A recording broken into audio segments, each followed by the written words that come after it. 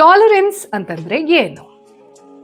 ಇಡೀ ಪ್ರಪಂಚದಲ್ಲೇ the biggest human gathering, the biggest religious human gathering ever Maha Kumbh Mela 2025. ಇದನ್ನ experience ಮಾಡೋಕೆ 183 ಕಂಟ್ರೀಸ್ ಇಂದ ಸ್ಪಿರಿಚುವಲ್ ಸೀಕರ್ಸ್ ಬರ್ತಾ ಇದ್ದಾರೆ, ಇನ್ಕ್ಲೂಡಿಂಗ್ ನಾನ್ ಹಿಂದೂಸ್.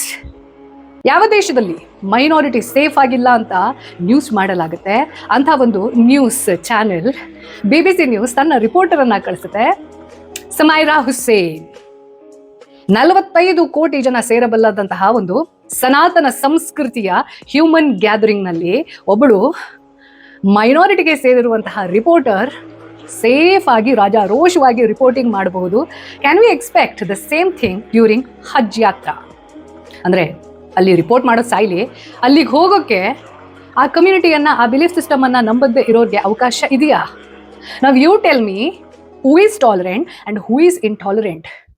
ಇನ್ಯಾರಾದ್ರೂ ಮೈನಾರಿಟಿ ನಮ್ಮ ದೇಶದಲ್ಲಿ ಸೇಫ್ ಆಗಿಲ್ಲ ಅಂತ ಹೇಳಿದ್ರೆ, ಬಟ್ ವೆರಿ ಅನ್ಫಾರ್ಚುನೇಟ್ ಥಿಂಗ್ ಏನಪ್ಪಾ ಅಂತಂದ್ರೆ, ಈ ಮಹಾಕುಂಭಮೇಳ ಅಂತಂದ್ರೆ ಏನು, ಅದರ ಸಿಗ್ನಿಫಿಕೆನ್ಸ್ ಏನು, ಅದರ ಹಿಸ್ಟ್ರಿ ಏನು, ಅದರ ಗ್ರೇಟ್ನೆಸ್ ಏನು ಅನ್ನೋದ್ರ ಮೇಲೆ ನಮ್ಮ ಮೀಡಿಯಾ ಫೋಕಸ್ ಮಾಡೋದನ್ನ ಬಿಟ್ಟು IIT ಬಾಬಾ ಯಾಕೆ ಸ್ಪಿರಿಚುವಾಲಿಟಿ ಸೀಕ್ ಮಾಡ್ತಾ ಇದ್ದಾರೆ, ಎಲ್ಲದನ್ನ ಬಿಟ್ಟು ಯಾಕೆ ಇಲ್ಲಿಗೆ ಬಂದ್ರು, ಅವ್ರ ಗರ್ಲ್ ಫ್ರೆಂಡ್ ಯಾರು, ಅವರ ಪಾಸ್ಟ್ ಅನ್ನ ಕೆದಕ್ತಾ ಕೂತಿದ್ದಾರೆ, rather understanding what he is actually saying which is truth.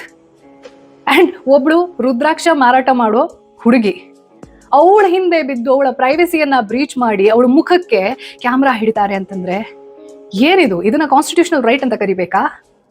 ಒಬ್ಳು ಪ್ರೀವಿಯಸ್ ಇಯರ್ಸ್ ಅಲ್ಲಿ ಆಂಕರ್ ಆಗಿದ್ದು, ಸೋಷಿಯಲ್ ಮೀಡಿಯಾ ಇನ್ಫ್ಲೂಯೆನ್ಸರ್ ಆಗಿದ್ದು, ಈಗ ಸ್ಪಿರಿಚುವಾಲಿಟಿಯನ್ನ ಎಕ್ಸ್ಪ್ಲೋರ್ ಮಾಡಕ್ ಹೊಟ್ರೆ ಅವ್ರನ್ನ ಹೆಡ್ಲೈನ್ಸ್ ಮಾಡೋದು, ನೋಡಕ್ ಚೆನ್ನಾಗಿದ್ದಾಳೆ, ಅವಳು ಮೊದಲು ಆ ಥರದ ಬಟ್ಟೆ ಹಾಕೊಳ್ತಾ ಇದ್ಲು, ಈಗ ನೋಡಿದ್ರೆ ಸಾಧ್ವಿ ಆಗ್ಬಿಟ್ಟಿದ್ದಾಳೆ, even though she did not declare that. What is this?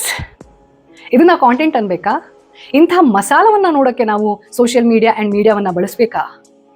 If you think you want to consume meaningful content, I insist you to watch this episode on my YouTube channel Sanatana Kathana.